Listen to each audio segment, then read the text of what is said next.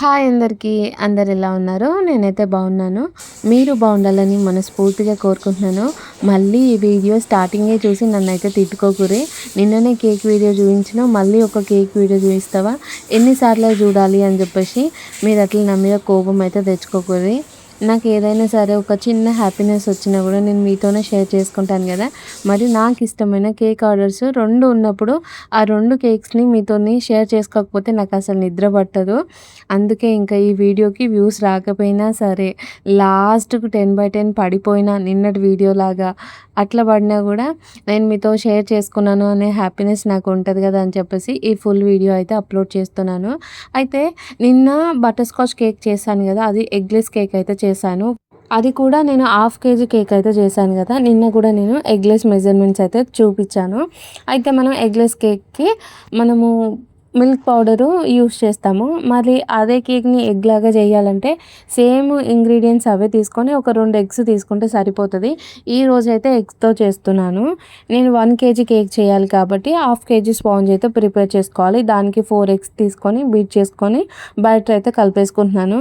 1 KG కేక్‌కి half KG base అయితే తీసుకోవాలి. అదే స్పాంజ్ కేక్. ఆ స్పాంజ్ కేక్ మెజర్మెంట్స్ ఏంటి అంటే 4 ఎగ్స్ తీసుకొని బీట్ చేశాను. తర్వాత మళ్ళీ 1 కప్పు షుగర్ పౌడర్ అయితే యూస్ చేయాలి. 1 కప్ షుగర్ పౌడర్ వేసి బీట్ చేసుకున్న తర్వాత పావు కప్పు ఆయిల్, నేను half teaspoon vanilla essence, half teaspoon butterscotch essence అయితే తీసుకున్నాను. ఎందుకంటే నా దగ్గర బటర్ స్కాచ్ ఎసెన్స్ అనేది తక్కువగా ఉంది. ఇంకా అవి కూడా ఈ మన ఎగ్స్‌లో బీట్ చేసుకున్నాక అన్నీ వరుసగా వేసుకొని ఫోమీగా వచ్చే వరకు బీట్ చేసుకున్నాక వెట్ ఇంగ్రీడియంట్స్‌ని వేసుకొని కలిపేసుకోవడమే. వెట్ ఇంగ్రీడియంట్స్ ఏమేమి తీసుకున్నానంటే 1 కప్ మైదా తీసుకున్నాను, 1 teaspoon baking powder, half teaspoon baking soda తీసుకొని ఇంకా కేక్ బ్యాటర్ అయితే కలిపేసుకుంటున్నాను.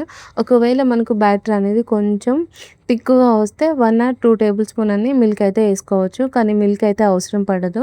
ఇక చూస్తున్నారు కదా, ఇలా మంచిగా స్మూత్‌గా వచ్చిన తర్వాత కేక్ టిన్‌లో అయితే వేసేసుకుంటున్నాను. బ్యాటర్ మొత్తం చూడండి. కేక్ బ్యాటర్ 527 గ్రామ్స్ అయితే వచ్చేసింది.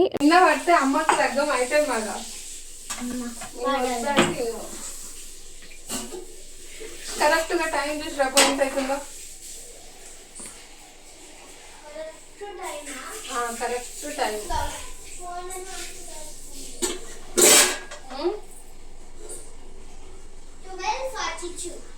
12:42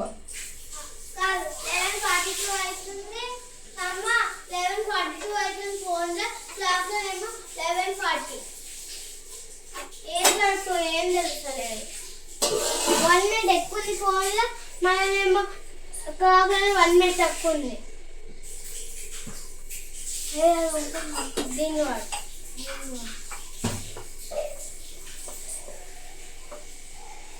కేక్ అయితే ఇప్పుడు బేక్ అయిద్దాం. ఇప్పుడు బటర్ స్కాచ్ నట్స్ అయితే చేస్తాను. అయితే నిన్నటి వీడియోలోనే నేనైతే బటర్ స్కాచ్ సాస్ అయితే చేసుకున్నాను కదా. నాకు నిన్నటికి బటర్ స్కాచ్ నట్స్ అయితే ఉన్నాయి ఆ కేక్ కోసము. ఇంకా అవి యూస్ చేస్తాను, అయిపోయినాయి. అయితే నిన్న చేసుకున్న సాస్ అనేది నేను 2 కేక్లకు వచ్చేటట్టుగా చేసుకున్నాను. బటర్ స్కాచ్ నట్స్ అయితే అయిపోయినాయి. అవి చేసుకుందాం అనే లోపుగా నాకు అనిపించింది, నాకు ఈ కేక్ ఆర్డర్ చేసిన తను వచ్చేసి కూల్ కేక్ కావాలని అయితే చెప్పింది.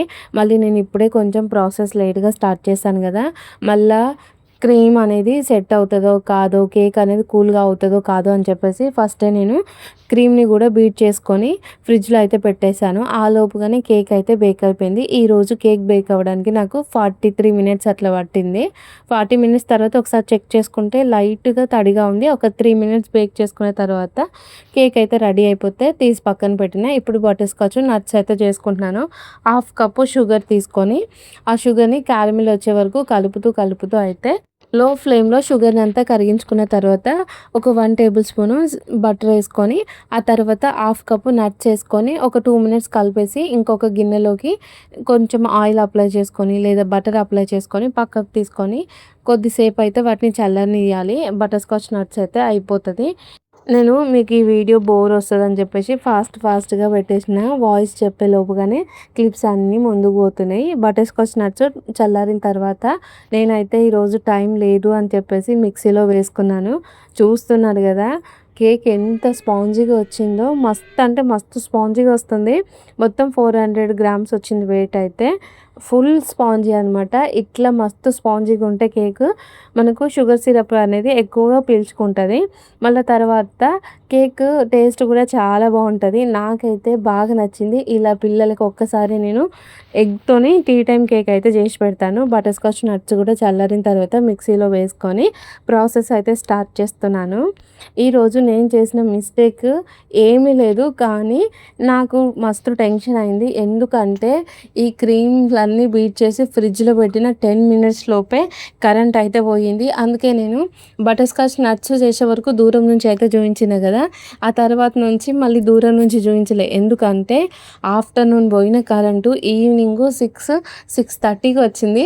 అప్పటి వరకు నాకు ఆఫ్టర్నూన్ నుంచి 6:30 వరకు నాకు టెన్షన్ మీద టెన్షన్ అయితేనే ఉంది.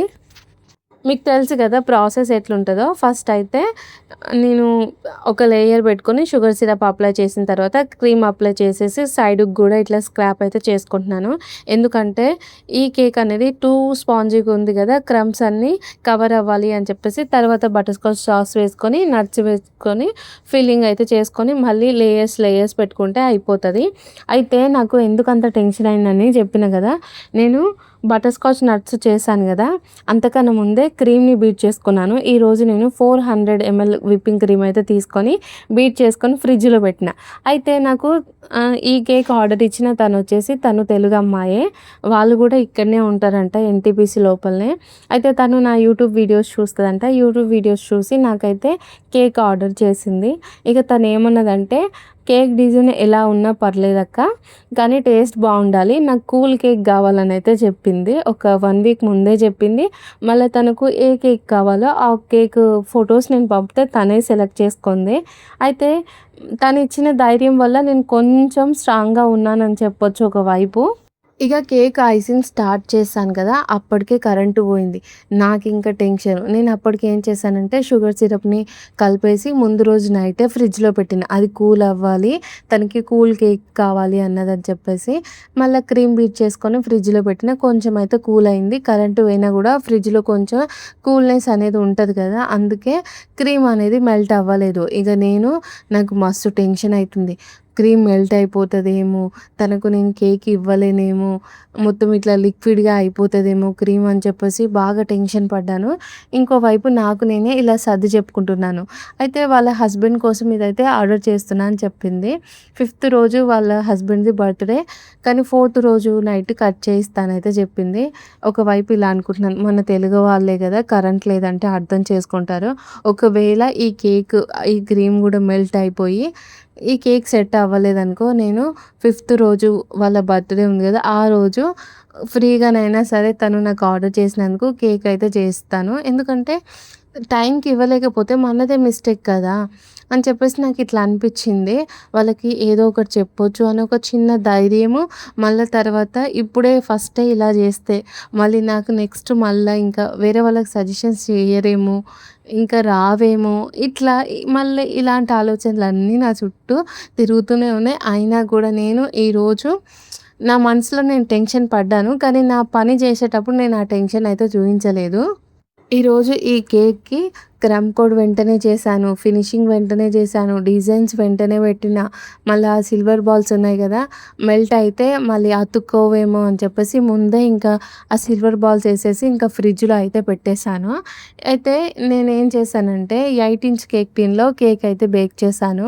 మొన్న చాక్లెట్ కేక్ చేసిన కదా, అది 7 ఇంచ్ కేక్ టిన్లో బేక్ చేశాను. అయితే చాక్లెట్ అంటే ఆ స్పాంజ్ అనేది ఓవర్ఫ్లో అయినట్టుగా నాకు అనిపించింది. ఇది అట్లే కాదు, మంచిగా మీడియం హైట్లో రావాలి అని చెప్పేసి నేను 8 ఇంచ్ కేక్ టిన్లో బేక్ చేశాను. కానీ బేస్ ఏమో నేను కేక్ స్పాంజ్ పెట్టినప్పుడేమో చాలా స్పేస్ ఉంది. ఇలా మొత్తం ఫినిషింగ్ చేసి కేక్ని కంప్లీట్ చేసిన తర్వాత సైడ్లకి స్పేస్ అనేది లేకుండా పోయింది. కానీ తను ఇచ్చిన డిజైన్లో కింద ఇట్లా బ్లూ కలర్వి పెటల్స్ లాగా ఇట్లా హైట్ వేవ్స్ లాగా పెట్టాలి, మళ్ళీ సిల్వర్ బాల్స్ ఉండాలి, బార్డర్ ఏమో వేయమని అయితే చెప్పింది. అరే ఇప్పుడు ఈ కేక్ బేస్కి బార్డర్ వస్తుందా రాదా, నేను వేసిన డిజైన్ అనేది మంచిగా కనిపిస్తుందా కనిపించదా అని చెప్పేసి ఇలా ఆలోచిస్తూ ఉన్నాను. ఇంకోటి ఏంటి అంటే ఎట్లాగో తను 1 kg కేక్ కావాలని చెప్పింది. ఇప్పుడు నేను చేసిన కేక్ వచ్చేసి క్రమ్ కోట్ చేసే వరకే 1300 వచ్చింది. ఫినిషింగ్ చేసే వరకు ఇంకా 100 గ్రామ్స్ అట్లా ఎక్కువనే వస్తుంది కదా, మొత్తం 1400 గ్రామ్స్ వరకు వస్తుంది. నేను ఇలా మీకు కొంచెం ఎక్కువ ఇవ్వాలనే ఉద్దేశంతో ఇలా కేక్ చేశాను. అయితే బేస్ అనేది నాకు సరిపోలేదని వాళ్ళకి ఎక్స్ప్లెయిన్ చేద్దాం అనుకున్నాను. ఎందుకంటే ఇలా కింద ప్లెయిన్గా వదిలేస్తే ఈ మాట చెప్దామని అయితే అనుకున్నాను. కానీ నేను కింద కూడా డిజైన్ అనేది కంప్లీట్ అయితే చేశాను. నాకు ఈ కేక్ ఆర్డర్ ఇచ్చిన అమ్మాయి కూడా నన్ను ఏం టెన్షన్ పెట్టలేదు. నీకు ఎట్లా వస్తే అట్లా చేయండి అక్క, టేస్ట్ బాగుండాలి అని ధైర్యం అయితే ముందే చెప్పింది కదా. ఈ మాటతోనేమో నేను చాలా రిలాక్స్గా ఉన్నాను. అయితే నిన్న కేక్ చేశాను కదా, నిన్న కేక్లో తను ఏం చెప్పిందంటే ఇట్లా కొంచెం ఆఫ్ వైట్లో క్రీమ్ ఉండాలి, తర్వాత ఎల్లో ఫ్లవర్స్ చిన్నగా ఉండాలి, గ్రీన్ కలర్వి పెటల్స్ ఉండాలి, కానీ అదే లీవ్స్ ఉండాలి, కానీ అవి మళ్ళీ లీవ్స్ లాగా కనిపించకూడదు, కొంచెం లైన్ లాగా ఉండాలి, ఎగ్జాక్ట్గా ఇట్లనే చెయ్యరా అని చెప్పేసరికి నాకు నిన్న అయిన టెన్షను మామూలుగా లేదు. కానీ నిన్నటితో పోలిస్తే ఈరోజు మళ్ళీ 1 kg కేక్ కదా, మళ్ళీ తనేమో కూల్ కేక్ అడిగింది, మళ్ళీ దాంట్లో కరెంట్ లేదు. నేను ఎంత టెన్షన్ పడాలి. నిన్ననేమో కేక్ పైన ఫ్లవర్స్ వేసున్నాయి, చేతులు అనేవి బాగా వణికిపోయినాయి. ఈరోజేమో చాలా నిదానంగా చేసిన. లోపల ఏంటంటే క్రీమ్ మెల్ట్ అవుతుందేమో, కరెంట్ ఎప్పుడు వస్తుందో, కరెంట్ వచ్చే వరకు ఫాస్ట్గా కంప్లీట్ చేసి ఫ్రిడ్జ్లో పెట్టాలి, ఇది ఆలోచిస్తున్నాను. కానీ కేకు డిజైన్ మంచిగా రాలేదేమో, వాళ్ళకి నచ్చదేమో, కానీ ఇట్లా ఆలోచిస్తలేను. నాకు దీన్ని బట్టి ఏమర్థమైందంటే ఎవరైనా సరే మనకు కండిషన్స్ పెడితే వాటికి తగ్గట్టు మనం చేస్తామా లేదా అని టెన్షన్లో ఎక్కువ హడావిడి చేసి మనకు లేని స్ట్రెస్ని మనం తీసుకొచ్చుకొని నేను టెన్షన్ పడ్డాను. అలాగే కేక్ ఏమవుతుందో అని చెప్పేసి నా చేతులు కూడా వణికిపోయినాయి. ఈరోజు అట్లా కాదు, తను చెప్పిన ఒక్క చిన్న మాట వల్ల నేను చాలా రిలాక్స్గా ఉన్నాను. డిజైన్ ఎట్లయినా సరే నేను కంప్లీట్గా ఫుల్గా తను ఇచ్చిన ఫోటో అయితే కంప్లీట్గా చేయగలను అనే నమ్మకంతో కేక్ అయితే చేశాను. మరి ఈ కేక్ మీకు ఎలా అనిపించిందో కూడా చెప్పడం అయితే మర్చిపోకూరి. నేనైతే కేక్ని ఫినిషింగ్ చేసిన తర్వాత 1M నోజిల్తో అయితే ఇలా ఫ్లవర్స్ వేస్తున్నాను. తను ఇచ్చిన ఫోటోలో ఇలా 6 ఫ్లవర్స్ అయితే ఉన్నాయి. ఫస్ట్ ఏమో 7 వేద్దాం అనుకున్నాను, కానీ క్రీమ్తోని వేస్తూ ఉండగా నాకు 6 వచ్చినాయి.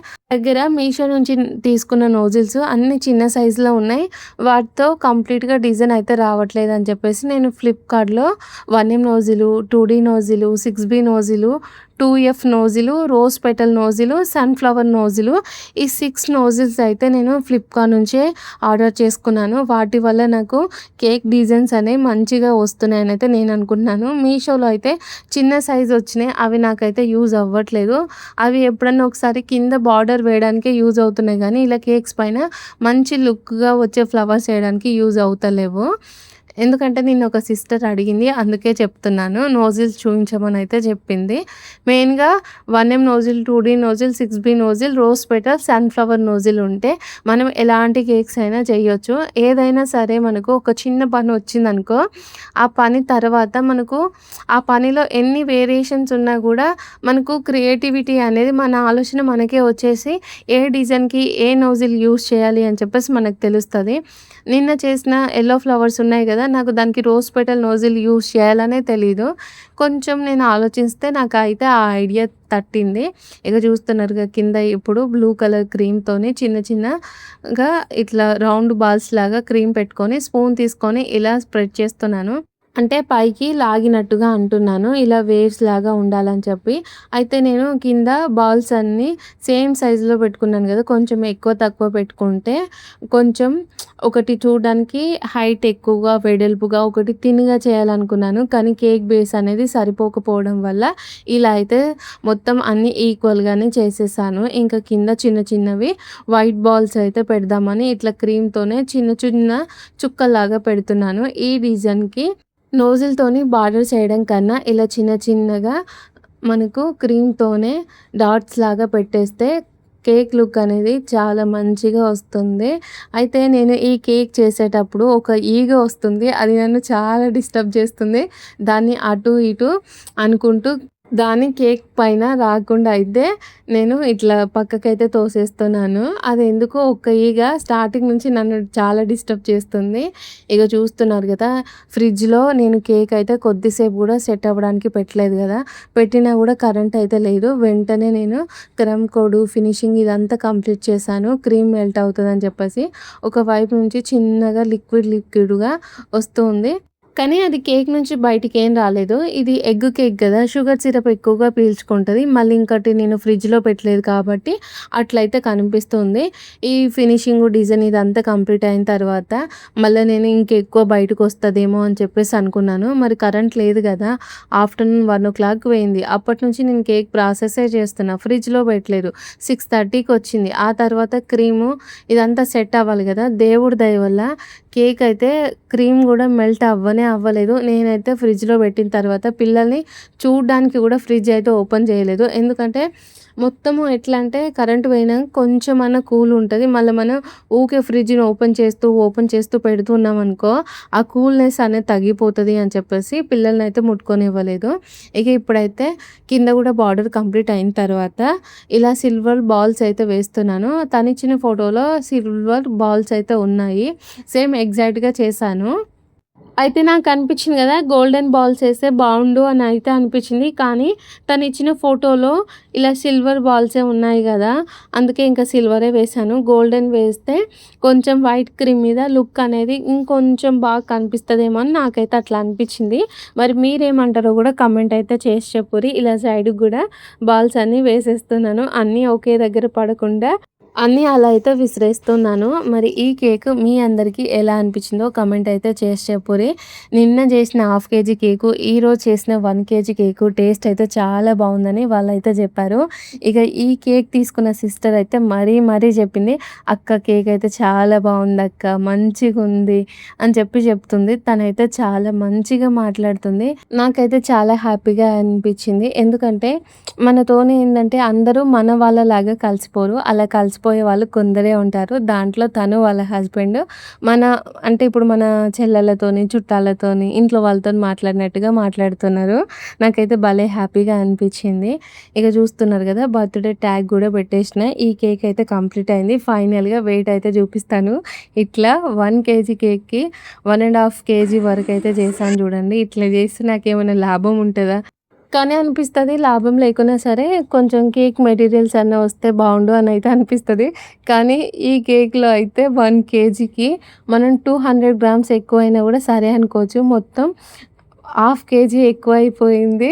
నాకైతే చాలా నవ్వొచ్చింది. కానీ నేను తనకైతే ఇష్టంగానే ఇచ్చిన. ఈ 800 తీసుకున్నాను. మరి మీరు చెప్పండి, నేను ఈ 800 తీసుకోవడం కరెక్టా కాదా అని. మరి ఈ కేక్ మీకు నచ్చితే ఒక లైక్ చేసి మన ఛానల్‌ని సబ్స్క్రైబ్ చేయండి. ఓకే ఫ్రెండ్స్, బాయ్ మరి. Good night.